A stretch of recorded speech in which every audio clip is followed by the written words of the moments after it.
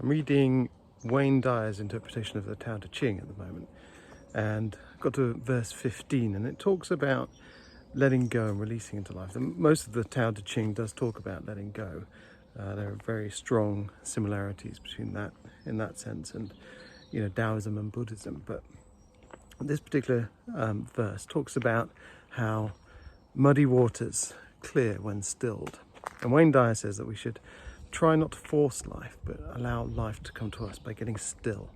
So don't have goals, but allow our goals to come to us and just relax into the flow of things. The Tao is supposed to be the way. And, in this case, Wayne Dyer talks about it a bit like a stream. This current state of life is like a stream that we are in, and we can either fight against it or go with it. And that reminds me of something that Esther Hicks said the other day. She talks about turning in the stream. And I found that quite interesting, an interesting way of doing things, because whenever we feel troubled with life, or we're struggling with something, we don't want to do something, or we feel a certain way about something, she says we need to turn in the stream and to change our thinking about something. Maya Angelou also said something very similar. If you can't change something in your life, then you need to change your thinking about it. Turn in the stream.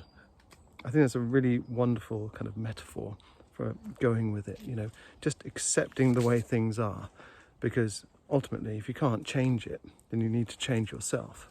And if you're struggling with something and it becomes an immovable force, then you need to become the movable object to go with it. And again, it's like that whole idea from the Tao Te Ching, let the water settle, turn in the stream.